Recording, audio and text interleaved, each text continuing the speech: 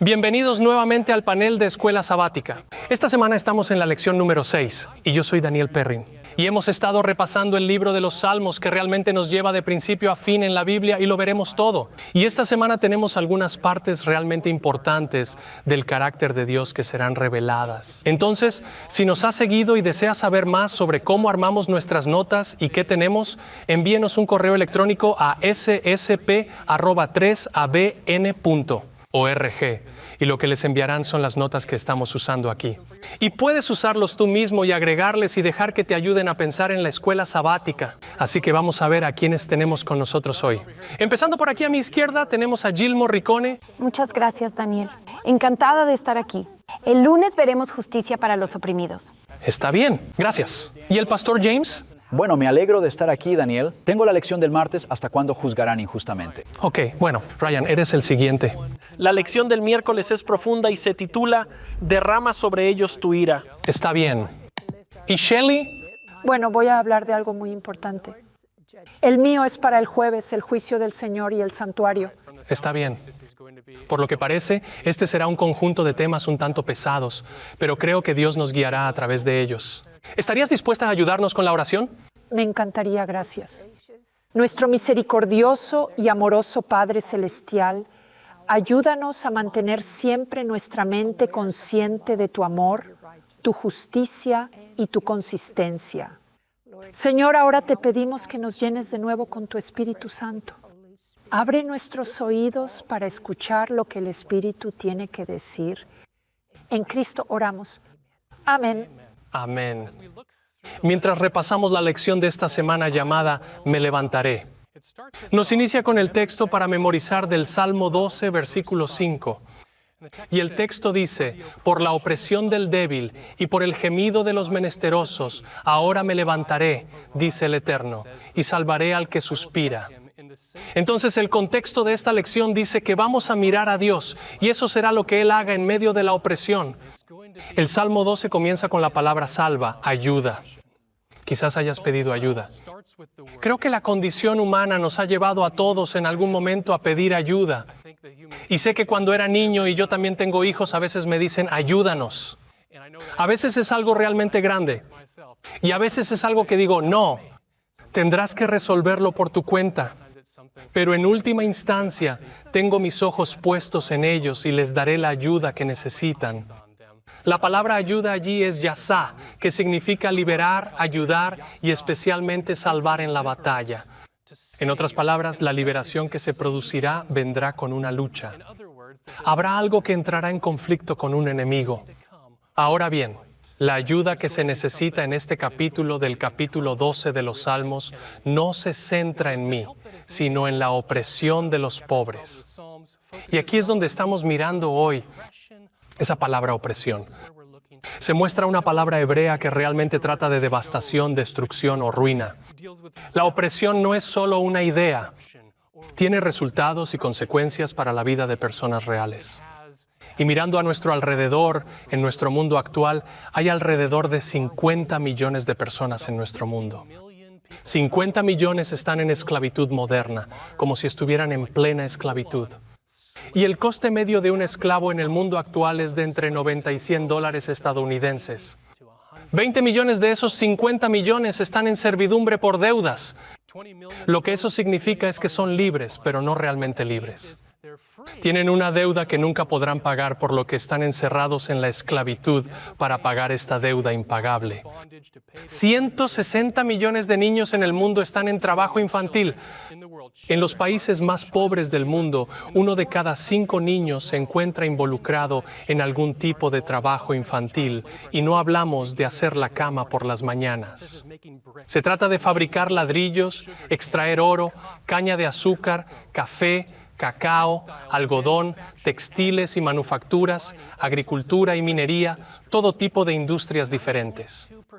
El 9.2% de la población mundial, es decir, 720 millones de personas, viven en la pobreza todos los días con menos de $2.15 para vivir. Y no importa en qué economía estés, eso es casi nada.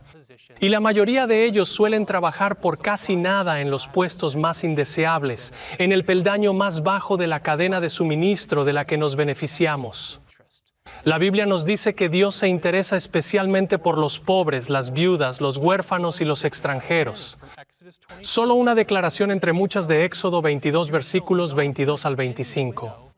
A ninguna viuda ni huérfano afligiréis. Si tú llegas a afligirlos y ellos claman a mí, ciertamente oiré su clamor. Mi furor se encenderá y os mataré a espada, y vuestras esposas quedarán viudas y huérfanos vuestros hijos. Si prestas dinero a alguno de mi pueblo o al pobre que está contigo, no te portarás con él como un usurero, ni le impondrás usura. Estas son palabras en la Biblia. Dios dice, yo personalmente me ocuparé de sus necesidades cuando no haya nadie que las cuide. Y estas palabras son fuertes y debemos prestarles atención. Israel sabía lo que era la opresión. En un momento u otro habían estado en el lado dador o receptor de la opresión. Y entonces el siglo séptimo de los profetas especialmente es Miqueas, Amós, Oseas e Isaías. Hablan mucho de un Israel rico y próspero que ha unido casa a casa y campo a campo y vive tranquilo. Y tienen casas grandes talladas en piedra mientras cobran altos impuestos en la Biblia. Los profetas los describen como moliendo el rostro de los pobres o presionando a los pobres, comprándolos por un par de sandalias, vendiéndolos por dinero o por plata. La lección del domingo, los problemas asociados con la opresión, necesitan un estudio y evaluación serios en nuestro mundo de hoy. Y necesitamos participar en el alivio de las necesidades de los que sufren, los necesitados y los pobres. Pero no debemos regresar, no debemos alejarnos de ellos y simplemente decir, Dios los ayudará, Dios se encargará de ello. Estamos llamados a participar con lo que Dios está haciendo. Bien. Entonces, esta lección aquí comienza enfocándose en el papel de Dios, lo que Dios va a hacer. Pero siempre tenemos en cuenta que Él nos está invitando al proceso porque a veces saltamos a los problemas de pobreza o enfermedad o cosas que pensamos que las vamos a resolver por nuestra cuenta. Y aunque se supone que debemos estar involucrados, Dios es, en última instancia, quien soluciona los problemas con el que participamos. Entonces Él resuelve, nosotros participamos. La lección del domingo analiza el Salmo 18, especialmente los versículos del 4 al 19. Y esta nos muestra una imagen más cercana del Dios libertador, un guerrero majestuoso. Piense en este salmo, el Salmo 18, como uno de esos momentos en que el presentador de noticias dice, tenemos noticias de última hora, un relato de primera mano aquí. Hay un informe de alguien en el terreno. Así que quiero que se imaginen la escena aquí en la que alguien es sacado a un lugar seguro. Han sido rescatados de una estructura en llamas o del vagón expulsado de las vías del tren. Y justo allí la colisión estaba a punto de ocurrir. Pero en el último momento alguien intervino poderosamente y los liberó. Y entonces tienes un rescate dramático y tienes a alguien con su exuberancia y falta de aliento derramando los detalles de primera mano, tal como están allí, con un recuerdo fresco y con los ojos muy abiertos diciendo, esto es lo que pasó. Yo lo acabo de ver, yo estaba allí. Su adrenalina está bombeando, su frecuencia cardíaca está elevada y probablemente estén hablando más alto y más rápido de lo necesario. Tal vez como yo lo siento ahora mismo. Y así miramos hacia atrás a través de los 3000 años de historia, a través de la poesía de una persona que habla esto. Y entonces cuando miramos el Salmo 18, en realidad comienza así. Escuche lo que dice allí. Dice este cántico, el día que el Señor lo libró de mano de todos sus enemigos. Este es David, no años después, pero ahora lo dice en este momento. Está bien. Así que ahora estamos viendo el Salmo 18 comenzando con el versículo 4 y este es el testimonio de primera mano. Está bien. Aquí está diciendo esto. Las olas de la muerte me circundaron, torrentes de perversidad me atemorizaron, ligaduras del sepulcro me rodearon, trampas de muerte me sorprendieron.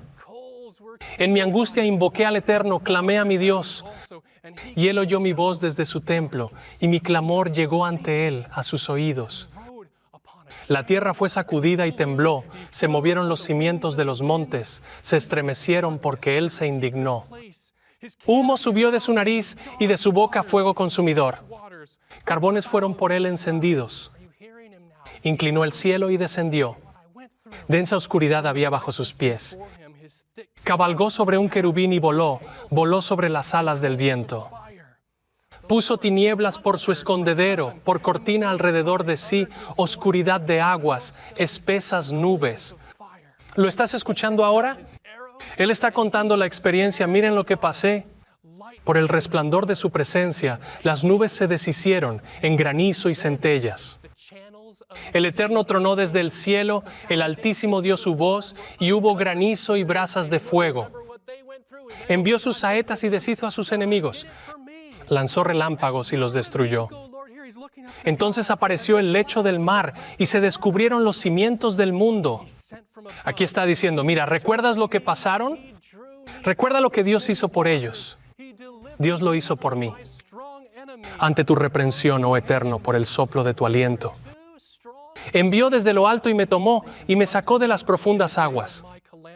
Me libró de mi poderoso enemigo y de los que me aborrecían, aunque eran más fuertes que yo. Me asaltaron en el día de mi quebranto, pero el Eterno fue mi apoyo. Me sacó al lugar amplio, me libró porque me amaba.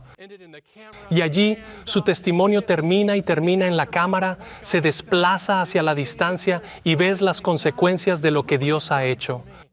Y David aquí está emocionado y dice, miren lo que Dios ha hecho por mí. Y aquí está el mensaje. Y espero que tengas un mensaje como este que puedas compartir con alguien cuando necesite escucharlo. Busca a Dios. Déjame contarte lo que Dios ha hecho por mí. Hubo un momento en mi vida en el que no era así. Oh, hombre, estaba enfrentando cosas difíciles, pero mira a Dios y mira lo que ha hecho por mí. Este es un testigo principal. Este no es un investigador que revisó los libros y dijo, bueno, aquí hay evidencia del pasado. Dios es poderoso y es bueno. Mira lo que ha hecho. Ahora David no se atribuye ningún mérito por esto. Él da toda la gloria de Dios a Dios. Y este es el tema en todo el libro de los Salmos, en este Salmo y en la Biblia entera. Dios es quien lo llevará a su cumplimiento. Amén. Tomemos algunas declaraciones más porque David tiene más que decir antes de que la cámara lo apague. Vaya al versículo 31 del Salmo 18. ¿Quién es Dios sino solo el Eterno? ¿Quién es la roca sino solo nuestro Dios? Nadie más podría haber hecho esto. Verso 46 y 47. ¡Viva el Eterno! Bendita sea mi roca. Enaltecido sea el Dios de mi salvación. El Dios que venga a mis agravios dice, tengo que agradecer a mi Salvador. Y luego el versículo 49 dice esto, por tanto, te alabaré entre las naciones, oh Eterno, y cantaré a tu nombre. Amén. Muchas gracias. Gloria a Dios. Estamos felices de escuchar esto. Me encanta eso. Dios el majestuoso guerrero. Gracias, Daniel, por eso. Mi nombre es Jill Morricone. El lunes veremos justicia para los oprimidos. Daniel nos dio esas estadísticas aleccionadoras de las personas que están oprimidas en este momento en el mundo. Quiero empezar con una pregunta. ¿Cómo protegemos y brindamos justicia a los vulnerables y oprimidos en la sociedad? ¿Esta pregunta te mantiene despierto por la noche? Tengo que ser honesto con usted. A veces me pasa. Cuando miro y veo a las personas que están destrozadas, las personas que están perdidas y solas, las personas que están en esclavitud, Dios, ¿qué puedo hacer? ¿Cómo protegemos a esas personas? ¿Cómo buscamos brindar justicia? En primer lugar, ¿quiénes son los vulnerables en la sociedad? David se refiere a ellos como los pobres y los necesitados, ¿no es así? ¿Quiénes son? ¿Qué pasa con los físicamente vulnerables? ¿Son las personas físicamente vulnerables? ¿Serían personas tal vez por pobreza, falta de alimentos, como usted mencionó, falta de educación, falta de atención médica, tal vez personas discapacitadas, algún tipo de deformidad o debilidad? Quizás los huérfanos no tienen a nadie que los cuide. ¿Qué pasa con una vulnerabilidad mental o emocional? Estas serían personas que sufren abusos en este momento. Personas que están golpeadas, magulladas y oprimidas. Quizás se trate de personas que incluso son mentalmente inestables o luchan contra una enfermedad mental. Estos podrían ser niños que actualmente están siendo traficados. ¿Qué pasa con las personas que son espiritualmente vulnerables? Personas que tal vez tienen una comprensión retorcida de las Escrituras porque su pastor les enseñó mal o porque un líder religioso tenía sobre ellos algún tipo de Dios de juicio, opresión y condenación. La gente no comprende quién es nuestro Dios. ¿Cómo protegemos a estas personas? ¿Cómo brindamos justicia a los vulnerables y oprimidos en la sociedad? Esta lección es muy práctica y quiero darte 4 pasos que aprendí de mi estudio de los Salmos y las Escrituras que tenemos para mi lección. Vayamos primero al Salmo 9. Salmo capítulo 9, versículo 18. Pero el necesitado no siempre será olvidado, ni la esperanza de los pobres perecerá para siempre. Ahora bien, esto podría significar personas que están experimentando pobreza. Sí, pero sobre todo se trata de los oprimidos. Aparece más de 30 veces en el libro de los Salmos. Y habla de los afligidos, los que son de Cristo. Los que son pobres. Estos son los huérfanos. Este es el extranjero. Esta es la viuda. Estos son los que necesitan ayuda. Paso número 1. Elija mantener las necesidades de estas personas en primer plano. Sabes, es fácil ser como el sacerdote y el levita y caminar mirando a otro lado. No tengo tiempo para involucrarme. Bueno, no importará si solo ayudo a uno. Hay 1,000,000 más que necesitan ayuda. Endureceré mi corazón o me volveré insensible ante las necesidades y las dejaré a un lado, o estaré demasiado ocupado haciendo la obra de Dios para ayudar a esta persona de aquí. Elija mantener sus necesidades a la vanguardia. Miremos el Salmo 12, versículo 5. Salmo 12, 5. Por la opresión del débil y por el gemido de los menesterosos, ahora me levantaré, dice el Eterno, y salvaré al que suspira. ¿Cómo va Dios a ponerlos a salvo a menos que tú y yo hagamos algo al respecto? Salmo 113, versículo 7. Levanta del polvo al pobre y al menesteroso alza del polvo. Paso número 2. Usted y yo debemos buscar lugares seguros para atender a los vulnerables y oprimidos. Ahora, ¿cómo se ve eso? Eso se ve diferente para cada persona. Tal vez podrías apoyar financieramente u orar por aquellos que brindan casas seguras, lugares seguros para otros. Tal vez Dios te esté llamando a participar en un ministerio para buscar brindar un lugar seguro. Tal vez sea alguien que está de viaje y que necesita una cama para pasar la noche, y Dios dice que le abras tu casa esta noche. Sal de tu propia zona de confort y busca y ayuda a alguien más. Miremos el Salmo 40, versículo 17. Aunque estoy afligido y necesitado, el Señor pensará en mí. Mi ayuda y mi libertador eres tú. Dios mío, no te tardes. Aquí Él está clamando a Dios. Paso número 3. Tú y yo debemos pedir ayuda divina. No podemos buscar ayudar a los oprimidos. No podemos tratar de hacer justicia. No podemos intentar hacer nada sin acudir a Dios. Claramente, solo Dios es un guerrero majestuoso. Solo Él puede liberar a los oprimidos. Solo Él puede ayudar a los vulnerables. Pero en realidad nos pide a usted y a mí que trabajemos en conjunto con Él. Podemos ayudar, pero solo Dios es quien trae la liberación. Así que ve a Dios y pregúntale, Dios, ¿qué quieres que haga? Uno de mis salmos favoritos es el Salmo 146 y vamos a ir allí. Esto es muy práctico y sé que el Salmo habla de Dios y de quién es Él para nosotros.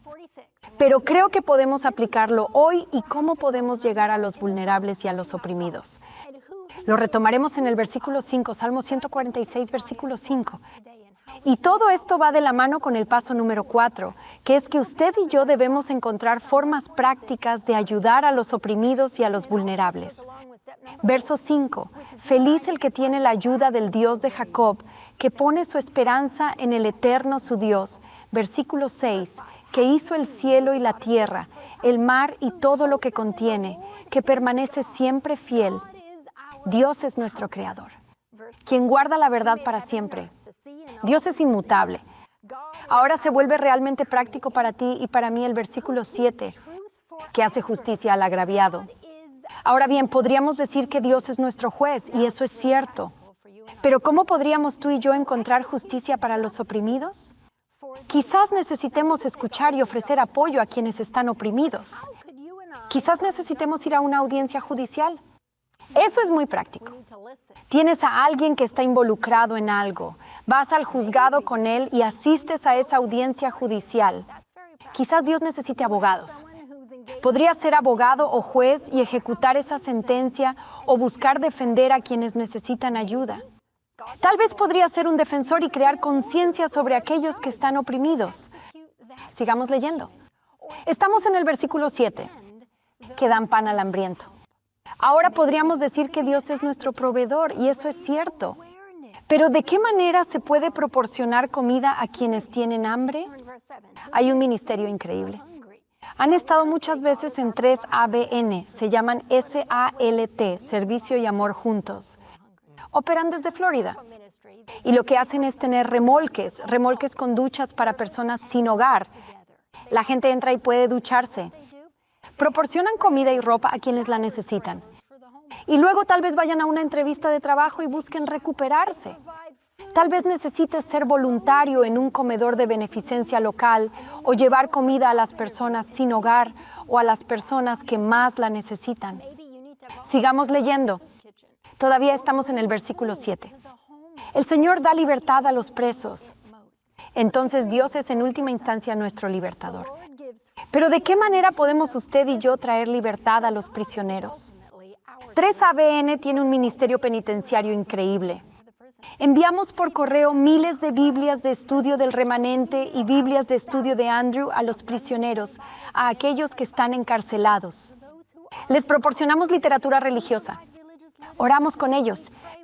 Tengo en el set nuestra última guía de estudio bíblico de 3ABN y la recibiremos con un adicional que será pegado en lugar de grapado para que pueda ir a las prisiones.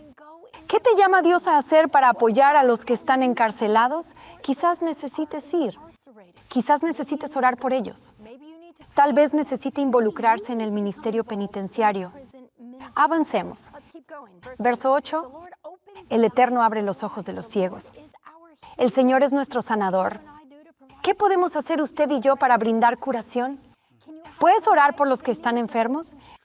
¿Puede ayudar a satisfacer las necesidades de quienes luchan contra enfermedades de salud?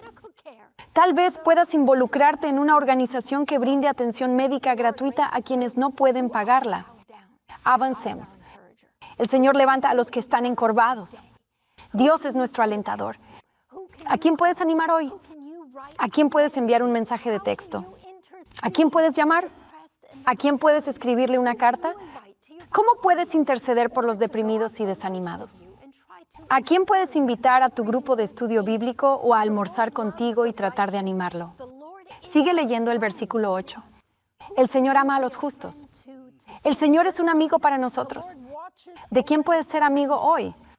Verso 9. El Eterno guarda a los extranjeros. ¿Cómo se puede proteger a quienes no pueden protegerse a sí mismos?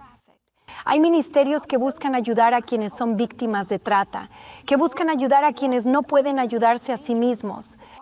El Eterno guarda a los extranjeros, al huérfano y a la viuda sostiene y trastorna el camino de los impíos. No podemos hacerlo todo, pero puedes acudir a Dios y decirle, Dios, ¿cuáles son las formas prácticas que puedo buscar para ayudar a los vulnerables en la sociedad? Amén. Gracias. Esa fue una mirada muy práctica y real a la lección. Tomaremos un breve descanso y enseguida volvemos. ¿Alguna vez has deseado poder estudiar más profundamente junto con los 3 miembros del panel de escuela sabática? Bueno, ahora puedes. Simplemente envíe una solicitud por correo electrónico a ssp@3abn.org y le enviaremos por correo electrónico las notas de los panelistas de la escuela sabática semanalmente para mejorar su estudio de la palabra de Dios. La dirección, nuevamente, es ssp@3abn.org. Nos encantaría enviarte sus notas tal y como las han preparado. Gracias por mirar y gracias por ser parte de nuestra familia del panel de escuela sabática de 3ABN. Bienvenido de nuevo. Ahora pasamos con el pastor James Rafferty para la lección del martes. Gracias, Daniel. Tengo la lección del martes. ¿Hasta cuándo juzgarán injustamente? La lección trimestral dice que el Señor ha dotado a los líderes de Israel con autoridad para mantener la justicia en Israel. Salmo 72, 1 al 7 y del 12 al 14, los reyes de Israel debían ejecutar su autoridad de acuerdo con la voluntad de Dios. La preocupación central de los líderes debería ser garantizar la paz y la justicia en la tierra y cuidar a los socialmente desfavorecidos, de lo que hemos estado hablando con Jill y Daniel. Solo entonces prosperarán la tierra y toda la población. El trono del rey se fortalece con la fidelidad a Dios, no con el poder humano. Entonces tenemos el Salmo 82. Simplemente profundizaremos allí mismo en el Salmo 82. Ese será nuestro enfoque principal para esta lección. Vamos a ver algunos otros versículos de la Biblia, pero el Salmo 82 será nuestro enfoque principal. Así que acomodémonos allí. La lección trimestral plantea la pregunta: ¿qué sucede cuando los líderes desvirtúan la justicia y oprimen a las personas que tienen la tarea de proteger? Y luego citamos el Salmo 82. Estos son algunos pasajes difíciles para mí porque, hablaremos de eso en solo un segundo. Versículo 1, Dios preside en el concilio divino y juzga en medio de los jueces. ¿Hasta cuándo juzgaréis injustamente y os pondréis de parte de los impíos? Versículo 3, defended al débil y al huérfano. Librad al afligido y al necesitado, libradlo de mano de los impíos. Ahora el versículo 5. Pero ellos no saben, no entienden, andan en tinieblas, vacilan todos los cimientos de la tierra. Verso 6. Yo dije, vosotros dioses, jueces, hijos todos del Altísimo, versículo 7, como meros hombres moriréis y caeréis como cualquier príncipe. Versículo 8, levántate, oh Dios, juzga la tierra, porque tú eres el dueño de todas las naciones. Si leyeron esos dos versos, el versículo número 1 y el versículo número 6, sabrán que estos versículos han sido difíciles de entender, al menos para mí, sois dioses. Ahora es una D minúscula. Sí, es una D minúscula, pero sigue diciendo que sois dioses. Ya sabes, en el Salmo 82, la lección trimestral dice, Dios declara su juicio sobre los jueces corruptos de Israel, los dioses. El Salmo 82, versículo 1 y el versículo 6, claramente no son dioses paganos ni ángeles porque nunca tuvieron la tarea de impartir justicia al pueblo de Dios. Y por eso no podrían ser juzgados por no cumplirlo. Bueno, ¿quiénes son entonces estos dioses? Los cargos enumerados en el Salmo 82, 2 al 4, hacen eco de las leyes de la Torá que identifican a los dioses como los líderes de Israel. Y luego las citas trimestrales, Deuteronomio capítulo 1, versículos 16 al 18, Deuteronomio capítulo 16, versículos 18 al 20, y finalmente Juan capítulo 10, versículos 33 al 35. Vamos a ver Juan capítulo 10 porque aquí es donde Jesús cita el Salmo 82 al defenderse como hijo de Dios. Los judíos intentan apedrearlo y los judíos le dijeron, versículo 33 de Juan capítulo 10, respondieron los judíos, no queremos apedrearte por buena obra, sino por la blasfemia, porque tú, siendo hombre, te haces Dios. Respondió Jesús, ¿no está escrito en vuestra ley, yo dije, dioses sois? Verso 35. Si llamó dioses a aquellos a quienes dirigió la palabra de Dios, y la Escritura no se puede anular, a quien el Padre santificó y envió al mundo, vosotros decís, tú blasfemas, porque dije, yo soy el Hijo de Dios. Ahora, obviamente Jesús no está citando los salmos en referencia a esto, está citando la ley. Y así lo vemos en Éxodo capítulo 22 y versículo 28. Éxodo 22 y el versículo 28 dice que los jueces puestos por Dios se llaman dioses. Fíjate en esto, versículo 28, no injuriarás a los jueces ni maldecirás al príncipe de tu pueblo. Entonces, ya sea que estemos citando Éxodo 22, 28 o citando el Salmo 82, versículos 1 y 6, todavía tenemos 3 referencias en la Biblia que se refieren a las personas con la D minúscula de Dios. He luchado con esto un poco a lo largo del tiempo. De hecho, me pregunté si alguna vez recibiríamos esta pregunta en 3 a BN preguntas y respuestas y cómo puedo responder a esta pregunta. Sin embargo, está claro en la Biblia y en la lección que Crowley saca a relucir que Dios usa esa palabra, Dios, D minúscula, en referencia a gobernantes o jueces del pueblo. Pero ¿por qué hace eso la Escritura? Continúa diciendo la lección trimestral que sostiene la opinión de que el Señor es el único Dios de mayúscula. Dios con D mayúscula comparte su gobierno del mundo con líderes humanos designados como sus representantes. Romanos 13, versículo 1. Sin embargo, ¿cuántas veces estos representantes humanos, tanto en la historia como incluso ahora, han pervertido la responsabilidad que se les había confiado? La lección trimestral continúa diciendo que el Salmo 82 expone burlonamente la apostasía de algunos de los líderes que se creen Dios con D minúscula por encima del pueblo, aunque Dios les dio la autoridad y el privilegio a los líderes israelitas que eran llamados los hijos del Altísimo y ellos debían representarlo. Dios renuncia a estos líderes malvados. Dios les recuerda que son mortales. Están sujetos a las mismas leyes morales que todo el pueblo. Nadie está por encima de la ley de Dios. Entonces Dios en realidad los está describiendo de esta manera porque como jueces y gobernantes del pueblo tienen una actitud y su actitud es, bueno, su Dios. Me recuerda a un cartel que vi una vez en un baño que decía, 2 hechos de la iluminación humana. Hay un Dios y tú no eres Él. A veces tenemos este sentimiento llamativo en la forma en que nos relacionamos con las personas porque tal vez estamos en posiciones de autoridad o de gobierno o posiciones como jueces y este es el tema que se está tratando aquí en el Salmo 82. ¿Qué tipo de autoridad tienen los jueces del tribunal para hablar? ¿Qué tipo de autoridad tienes sobre los demás? ¿Con cuánta justicia y equidad estás ejerciendo esa autoridad? ¿Bien? Entonces miramos la Biblia, tenemos un par de versículos, por ejemplo en Apocalipsis capítulo 3 y versículo 21, donde Jesús hace una promesa al pueblo de Dios. Él dice, al que venza, le daré que se siente conmigo en mi trono, así como he vencido y me he sentado con mi Padre en su trono. Entonces nos sentaremos con Cristo y haremos ¿qué? Bueno, se nos dice en 1 Corintios capítulo 6, 1 al 3, ¿se atreve alguno de vosotros, cuando tiene algo con otro, ir a juicio ante los injustos y no ante los santos? ¿No sabéis que los santos han de juzgar al mundo? Y si vosotros vais a juzgar al mundo, ¿seréis incapaces de juzgar casos de menor importancia? ¿No sabéis que hemos de juzgar a los ángeles? ¿Cuánto más las cosas de esta vida? Entonces aquí encontramos el contexto de Apocalipsis capítulo 3, versículo 21, en el contexto de 1 Corintios capítulo 6, versículos 1 al 3, que vamos a sentarnos a juzgar. Nos sentaremos en tronos con Cristo, juzgando a los ángeles caídos, juzgando a aquellos que han rechazado la misericordia y la gracia de Dios. De hecho, Apocalipsis 20 nos dice esto. Versículo 4, y vi tronos, y se sentaron sobre ellos los que recibieron autoridad para juzgar. Está hablando de los redimidos. Está hablando del pueblo de Dios. Y vi las almas de los decapitados por el testimonio de Jesús y por la palabra de Dios, que no habían adorado a la bestia ni a su imagen, y no habían recibido la marca en su frente ni en su mano. Estos volvieron a vivir y reinaron con Cristo 1000 años. Durante los 1000 años, el pueblo de Dios se sienta a juzgar con Cristo sobre este tema del gran conflicto, sobre los ángeles caídos y los que están perdidos. Así que si Dios llamó dioses a los jueces y gobernantes porque eran la voz de Dios en la tierra, establecidos en tronos terrenales para juzgar con justicia y rectitud según su palabra. Y Cristo dice, ¿cuánto más Dios es el Hijo de Dios? Jesucristo mismo.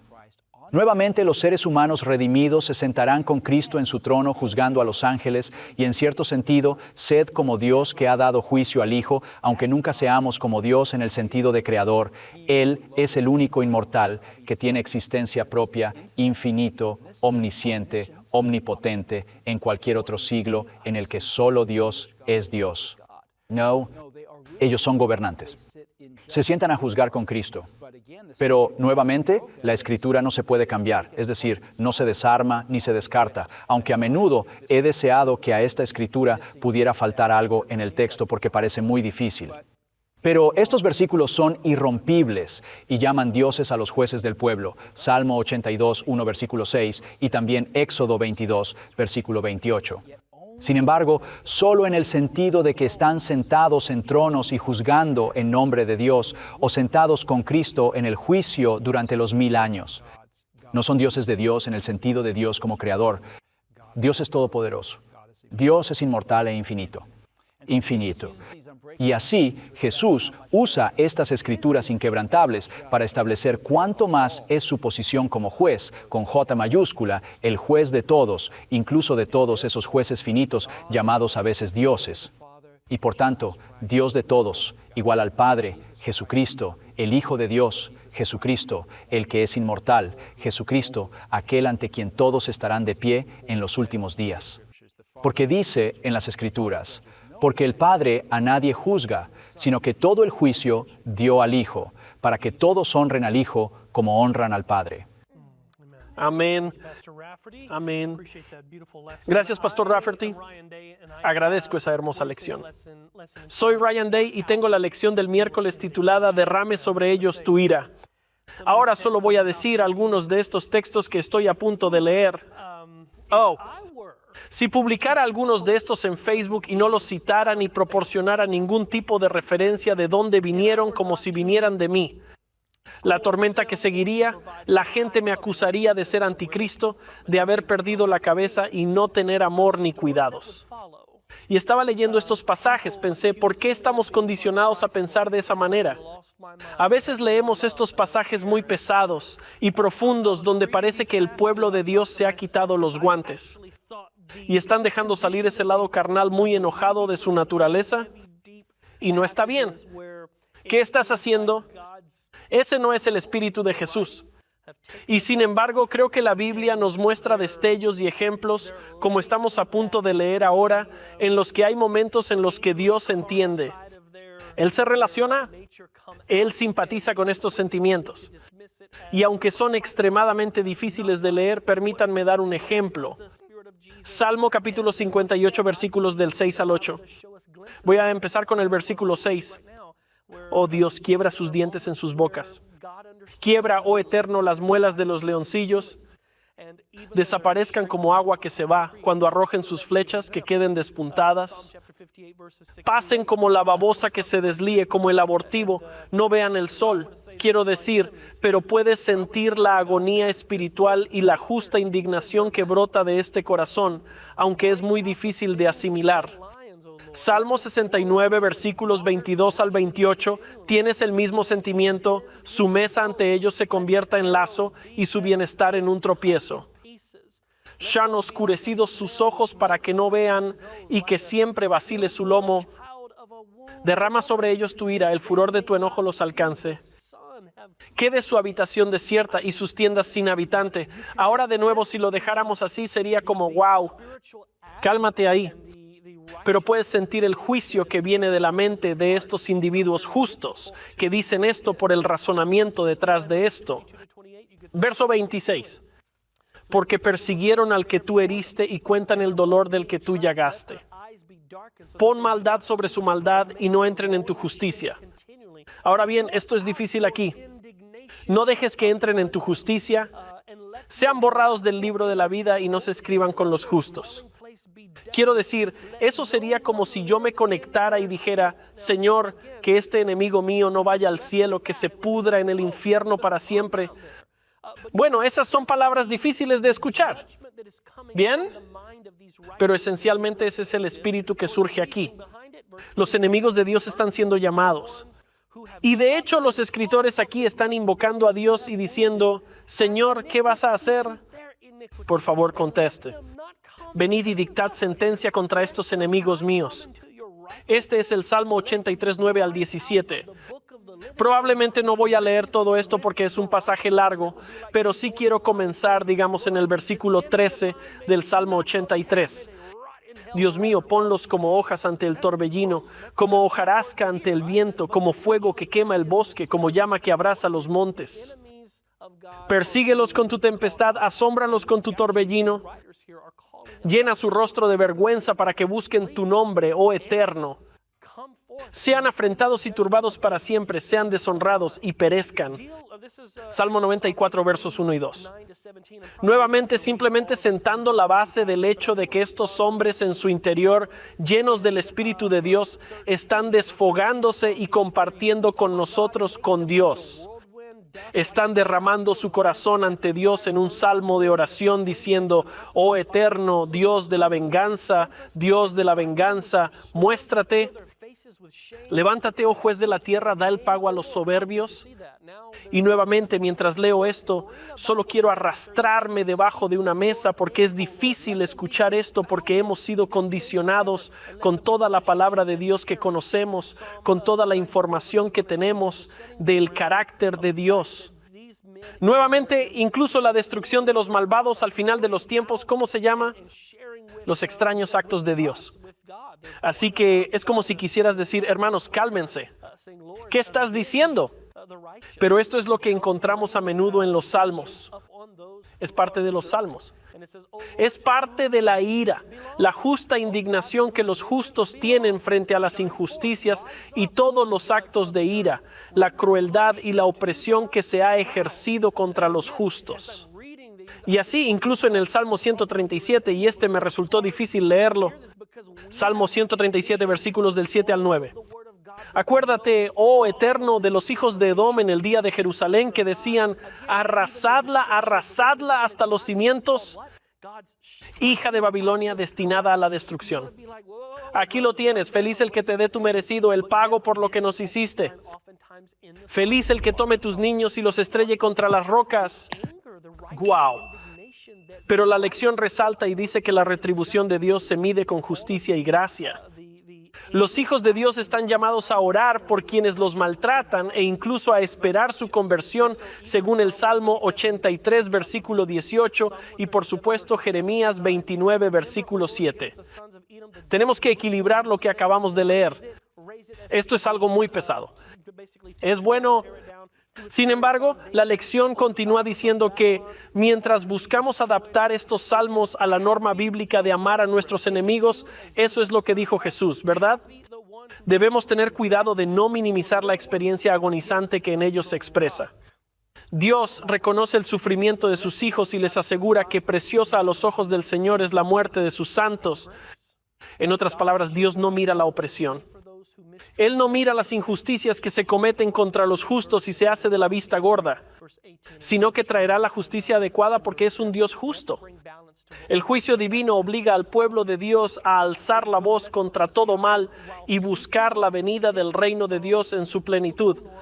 Los salmos también dan voz a quienes sufren, haciéndoles saber que Dios es consciente de su sufrimiento y que un día llegará la justicia. Y sabemos que este tampoco es un tema del Antiguo Testamento.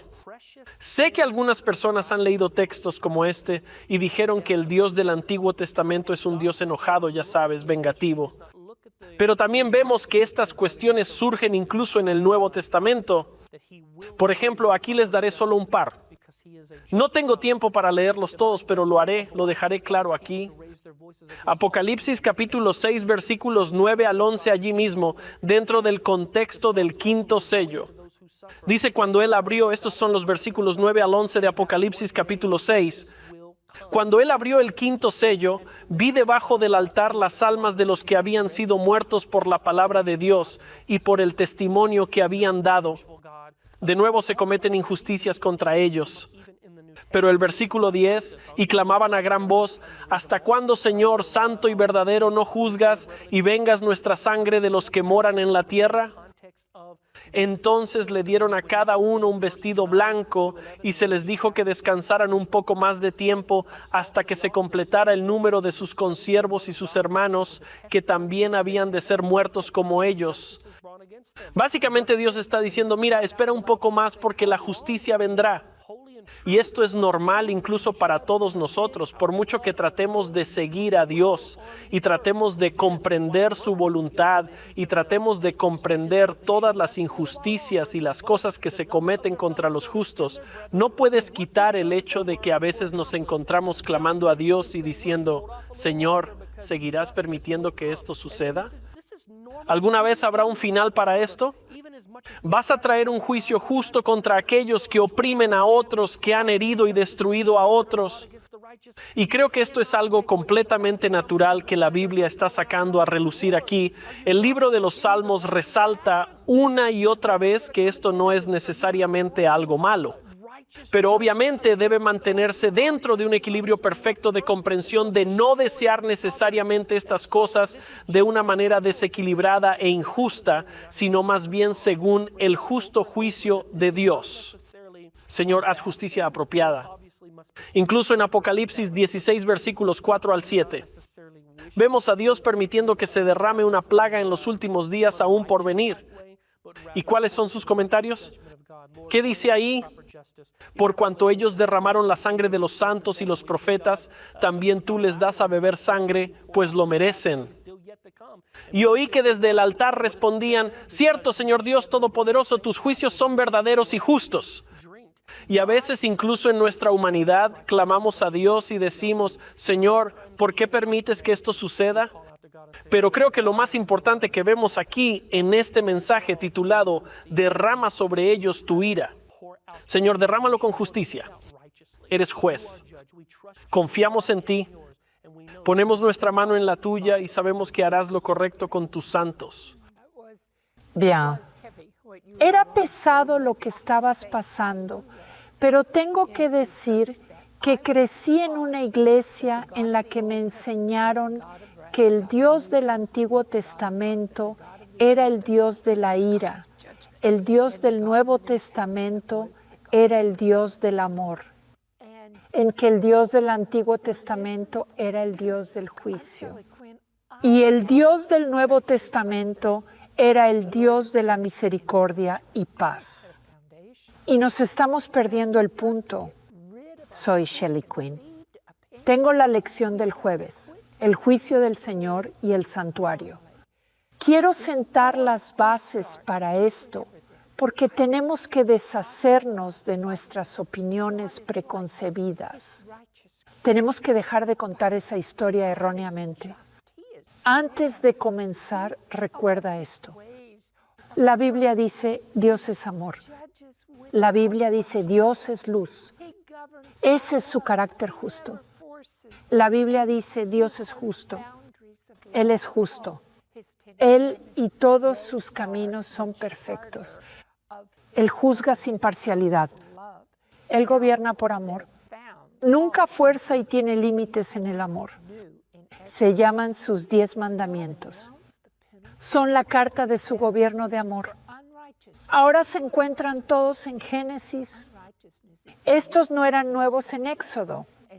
Dios anunció la pena de muerte por la injusticia. ¿Sabes qué es la injusticia? La injusticia es que no hacemos las cosas a la manera de Dios. Y en 1 de Juan 5:17 dice, toda mala acción es pecado. Entonces, cuando Adán y Eva se perdieron al pecar, perdieron su inocencia espiritual. No podían reemplazarlo por sí solos, pero la santidad de Dios exigía a este Dios de justicia. Dios no podía simplemente deshacerse de su código moral de amor. Si les imponía el castigo que merecían, morirían. Entonces, ¿qué hizo Dios? Bajó del cielo y tomó nuestra carne. Dios se hizo humano. Sabes, leímos antes una de estas lecciones sobre los ángeles. Los humanos son un poco más bajos que los ángeles. Creó el orden. Dios creó a los ángeles. Los humanos somos un poco más bajos, los animales y los insectos. Dios no se rebajó simplemente a la posición de un ángel. Se convirtió en humano. Sería como si un humano no se rebajase a la posición de un animal, sino a la posición de una cucaracha para salvar a una cucaracha. ¿Puedes imaginar eso? ¡Guau! Así que aquí está el punto. Llegó a ser nuestro sustituto. Él cumplió con su propia justicia al morir para pagar la pena por nuestro pecado. Entonces, lo que ven en el santuario es una imagen. Es teología en forma física. El atrio exterior representaba la justificación por la fe. Fue el trato del Mesías con la pena por nuestro pecado. El lugar santo, que era el primero de los 2 compartimentos de los departamentos del santuario, representaba la santificación, el poder diario del Mesías y el Espíritu Santo para influir en nuestra vida. El lugar santísimo representaba el acceso directo a Dios. Entonces, déjame preguntarte, ¿cuáles son las implicaciones prácticas de que el santuario sea el lugar del juicio divino? Creó una conciencia constante de la santidad de Dios. Demostró los requisitos de Dios de una vida recta para aquellos que entran en una relación de pacto con Él, quienes son salvos por gracia mediante la fe a través del Mesías Jesucristo. El santuario era el lugar del juicio divino y el salmista veía el santuario como un lugar para el perdón de los pecados, para la restauración de la justicia. Miremos Salmo 96, versículos del 6 al 10. Salmo 96. El salmista dice: alabanza y magnificencia ante Él, poder y gloria en su santuario. Tributad al Eterno, oh familias de los pueblos. Tributad al Eterno la gloria y el poder. Tributad al Señor la honra debida a su nombre. Traed ofrendas y venid a sus atrios. Santidad significa estar totalmente separado del pecado. Dios no puede pecar. El amor no hace daño. Adorad al Eterno en la hermosura de su santidad. Respetadlo toda la tierra. Decide entre las naciones. El Eterno reina. También afirmó el mundo, no será conmovido. Juzgará a los pueblos con justicia. Dios no comete errores. Y les diré, el juicio que sabemos por Daniel es a favor del pueblo de Dios que ha sido justificado por la fe. Pero cuando pensamos en el juicio que viene sobre los malvados, ellos están recibiendo lo que han elegido.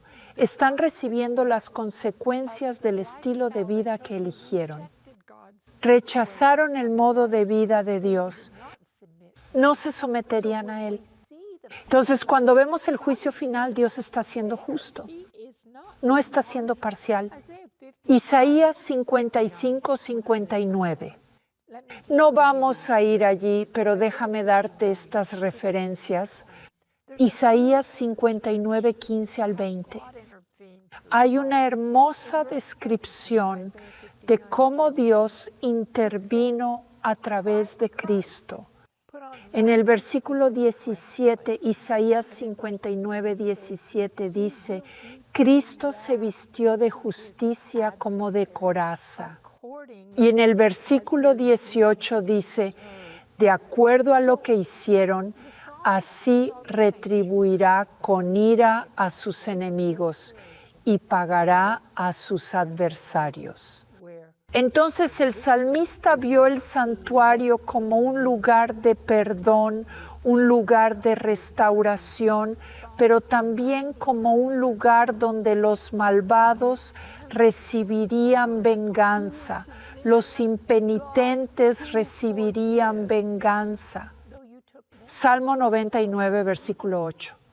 Oh eterno Dios nuestro, tú les respondías, fuiste para ellos un Dios perdonador, retribuidor de sus maldades. Por eso, algunos salmos representan a Dios en su trono en el santuario, listo para juzgar al mundo por su pecado y maldad. Y el santuario, según el entendimiento del salmista, este era el lugar donde se trataba el problema del mal. Fue transformado. Leímos anteriormente el Salmo 73, 17, donde el salmista está tan confundido por el gran conflicto.